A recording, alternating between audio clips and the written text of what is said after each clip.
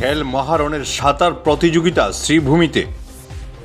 গতকাল শ্রীভূমি জেলা ক্রীড়া সংস্থার সুইমিং পুলে খেল মহারণের সাঁতার প্রতিযোগিতা অনুষ্ঠিত হয়। প্রতিযোগিতার উদ্বোধন করেন মন্ত্রী কৃষ্ণেন্দু পাল। প্রতিযোগিতায় শ্রীভূমি, ডিমাহাসা ও কাছাড় এবং হাইলাকান্দি জেলার মোট ৮৬ জন প্রতিযোগী অংশ নেন। গতকালের প্রতিযোগিতার বিজয়ীরা রাজ্য পর্যায়ের প্রতিযোগিতায় অংশ নেবেন। এদিনের প্রতিযোগিতায় উপস্থিত ছিলেন জেলাশাসক প্রদীপ কুমার দ্বিবেদী, জেলা স্কুল পরিদর্শক নীলমজ্যোতি দাস, জেলা বিজেপি সভাপতি সঞ্জীব বণিক, পুরসভার চেয়ারম্যান রবীন্দ্রচন্দ্র দেব, ভাইস চেয়ারম্যান সুখেন্দু দাস প্রমুখ। বিশেষ করে এই যে মহারণ এই শব্দ দিয়ে আমাদের রাজ্যের ক্রীড়া জগতে আমাদের মুখ্যমন্ত্রী যে আলোড়নের সৃষ্টি করেছে, সমগ্র আসামের প্রত্যেক জেলায়, প্রত্যেক কনস্টিটিউন্সি হোক, জিপি লেভেল হোক, প্রত্যেক এলাকায় একটা বিশাল আলোড়ন সৃষ্টি হয়েছে। আমাদের মুখ্যমন্ত্রীর ডক্টর হিমন্ত বিশ্ব শর্মা মহাশয়ের যে প্রয়াস, শিক্ষার জগতে হোক, খেলার জগতে হোক, আমরা প্রত্যেকটা স্তরে কৃষ্টি, কালচার, সংস্কৃতি প্রত্যেকটা ক্ষেত্রে যাতে আসাম ভারতবর্ষের মধ্যে একটা উন্নত স্তরে গিয়ে পৌঁছতে পারে। আজকে বিশেষ করে আমাদের মুখ্যমন্ত্রী ডক্টর হিমন্ত বিশ্ব শর্মা মহাশয়,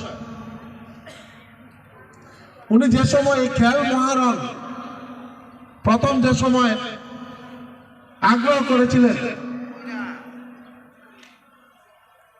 যে সমগ্র আসামের প্রত্যেক গাঁও পঞ্চায়েত থেকে আরম্ভ করে কনস্টিটিউয়েন্সি লেভেল, তারপর জেলা লেভেল, এই বছর জোনাল করা হয়েছে, গত বছর ছিল জেলা থেকে ডাইরেক্ট স্টেট লেভেল কম্পিটিশন।